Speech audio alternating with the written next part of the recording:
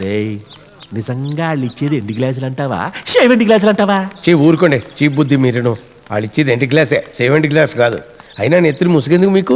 ఎవరైనా చూస్తే గుర్తుపడతారేమోనరా, మళ్ళీ షాక్ అయిపోరు. మీరు లైన్లో లేకపోతే షాక్ అవుతారు తప్ప ఉంటే నేచురల్ అనుకుంటారు. అన్నా వేసేలా? ఏ చేస్తే ఇచ్చేది ఎంటి గ్లాస్ కాదు, చేతికి స్టీల్ బేడి. ధర్మతల్లు వచ్చేడు బంగారు గ్లాస్ ఇవ్వండి అమ్మా. తీసుకోండి.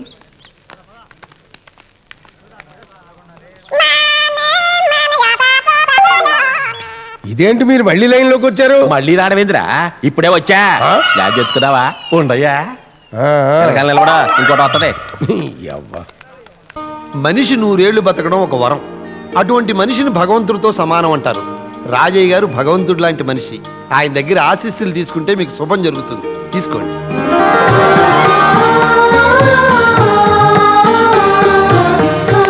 రే అబ్బాయి, నువ్వెవరు కొడుకురా? గుర్తుకు రావటం లేదు. గుర్తు రాపోవడం మంచిదిలే తాతయ్య. ఏడ్చావు, చెప్పరా. ఇప్పుడు ఎందుకులే తాతయ్య? పర్వాలేదు, చెప్పరా. ఎవరు కొడుకువి? దొంగనా కొడుకుని తాతయ్య. ఏమిట్రా నువ్వు అనేది? అవును తాతయ్య, నేను ఈ ఇంటికి దొంగతనం చేయడానికి వచ్చాను.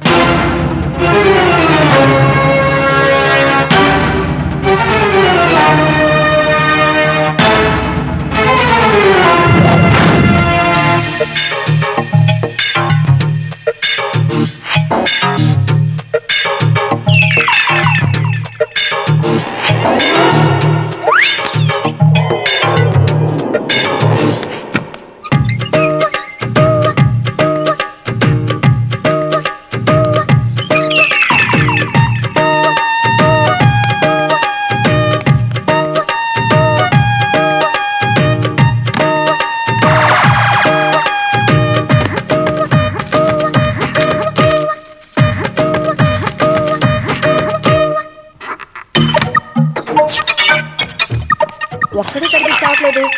వీడున్నాళ్లే. బాబు, ఈ డబ్బు కాస్త బీరోలో పెట్టేయమ్మా. సూపర్ బాబు, కాస్త ఈ నగలు బీరోలో పెట్టినాయన. అలాగేనండి.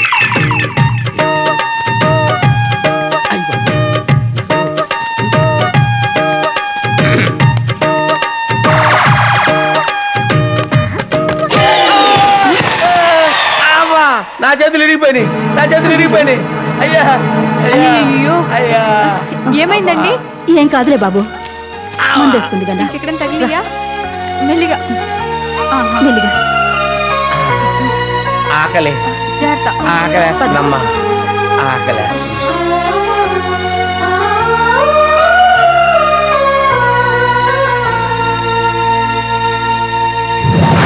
చిన్నప్పటి నుంచి ఏ ప్రేమకి నోచుకొని అనాథని. అలాంటిది ఈ ఇంట్లో తిండితో పాటు ప్రేమలు అనురాగాలు పుష్కలంగా దొరికాయి. ఈ ఇంట్లో డబ్బును కొట్టేద్దామని వచ్చిన నన్ను మీరు మీ మనసుతో కట్టేశారు. అదే వింతో ఇక్కడ లెక్కలు రాసుకుంటూ కూర్చున్నాను.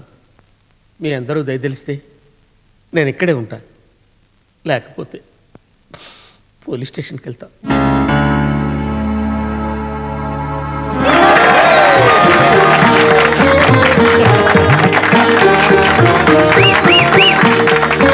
ఆగండి, వీడికి శిక్ష పడాల్సిందే. చలపతి, వీడికి మంచి అమ్మాయిని చూడరా, పెళ్లి చేసేద్దాం.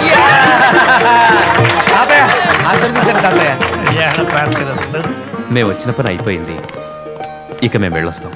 ఇదేమిటమ్మా, అసలు మీరు వచ్చినట్టే లేదు, అప్పుడే వెళ్ళిపోతా ఉంటున్నారు. సాయి, మరో 4 రోజులు ఉండి వెళ్ళొచ్చు కదా. 4 రోజులైనా శాశ్వతంగా ఇక్కడే ఉండిపోమంటారేమోనని ఆశపడ్డాను.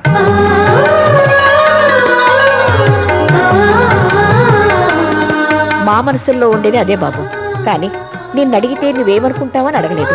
మీరు మాతో కలిసి ఉంటానంటే అంతకన్నా ఆనందం ఏముంటుంది బాబు.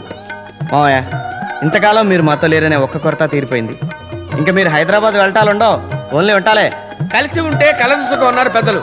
ఆ మాటలోనే ఉండండి, అంతే. నాన్న, మీ నిర్ణయం నాకు నచ్చలేదు. మనం ఇంకా ఇక్కడే ఉండిపోయి ఏం చేస్తాం? నాకు నచ్చలేదు. అప్పుడప్పుడు చేపల మార్కెట్కి వెళ్ళగలం, కానీ 24 గంటలు అక్కడే ఉండలేం కదా. మిమ్మల్ని అవమానించిన వాళ్ళతో కలిసి ఉండటం నాకు ఇష్టం లేదు. నాకైతే వాళ్లతో కలిసి ఉండడమే కాదు, వాళ్ళు కలిసి ఉండడం కూడా ఇష్టం లేదు.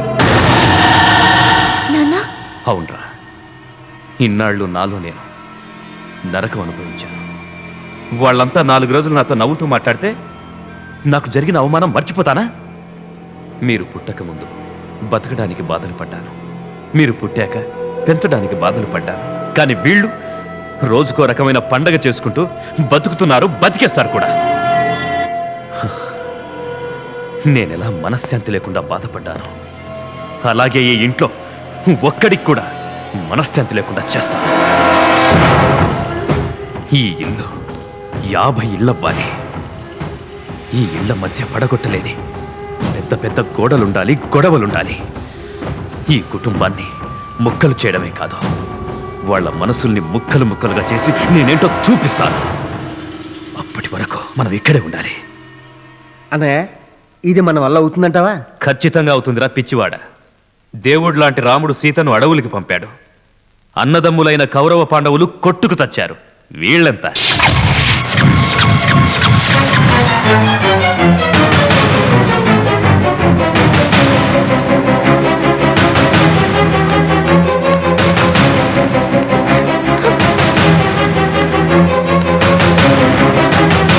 రాజా, రాజా, రాజా, ఏంటత్త ఈ టైంలో? చూడు రాజా, మా ఫ్యామిలీని ఇక్కడికి తీసుకురావడానికి నువ్వెంత కష్టపడ్డావో నాకు తెలుసు. అలాగే నువ్వేదో ఒక ప్లాన్ చేసి మమ్మల్ని మా ఇంటికి పంపించారా? పంపించాయి ప్లీజ్. అదేంటత్తయ్య? మీరు అర్థం చేసుకున్నా మీ మావయ్య మిమ్మల్ని అర్థం చేసుకోలేదురా. అందుకే ఈ ఇంటిని ముక్కలు చేయాలని, మిమ్మల్ని అందరినీ విడదీయాలని ప్లాన్ చేస్తున్నారు. నిజమా? అవునరా, మేము వచ్చినందుకు ఈ ఇంట్లో ప్రతి మనిషి కళ్ళల్లో వెలుగు చూశాను. కానీ ఇప్పుడు మీ మావయ్య కళ్ళలో విషం చూశాను. నేను ఎక్కడున్నా పర్వాలేదురా, మీరందరూ ఎప్పుడూ ఇలాగే హ్యాపీగా కలిసి ఉండాలి. అందుకే ఎలాగోలా మమ్మల్ని పంపించేరా. ఎందుకత్తయ్య అంత టెన్షన్ పడతావు? నీకు తెలీదురా, ఆయన తలుచుకుంటే అన్నంత పని చేస్తారు. ఒకవేళ అలా జరిగితే అలాగే విడివిడిగా ఉందాం. పిచ్చే కింద తాతయ్య తట్టుకోగలరా? మన ఫ్యామిలీ విడిపోతే మంచిదని నేను అనుకోవడం లేదు. మనల్ని ఎవరూ విడగొట్టలేరని నమ్మకంతో చెప్తున్నాను. ఎన్ని వరదలు వచ్చినా కొట్టుకుపోకుండా ఆగగలిగేదాన్ని ప్రాజెక్ట్ అంటారు. అలాంటిది ఇలాంటి చిల్లర వర్షాలు కొట్టుపోయేదాన్ని ప్రాజెక్ట్ అనరు. దేన్నైనా పగలగొట్టాలనుకున్నప్పుడే దాని గట్టితనం ఏంటో తెలుస్తుంది. అందరం మనం కలిసి ఉన్నాం అనుకున్నట్టే మనం అనుకుంటున్నాం. కానీ మనం ఎంత బలంగా కలుసున్నాం అనేది మనకు కూడా తెలియాలంటే మామయ్య లాంటి ప్రయత్నం అవసరం అవుతాయి. అది కాదురా. నువ్వేం చెప్పొద్దు అత్తయ్య. ఎవరూ ఎక్కడికి వెళ్ళక్కర్లేదు, అందరం ఇక్కడే ఉందాం. మంచి మనసున్న రాముని పాదం తాకితే రాయి ఆడదైంది. అదే చెడు మనసుతో స్త్రీని తాకిన రావణుడు ఏమయ్యాడో తెలుసుగా. మంచిని గెలిచే మంత్రదండం దుర్మార్గం దగ్గర ఉండదు అత్తయ్య. నువ్వేం భయపడకు, రిలాక్స్.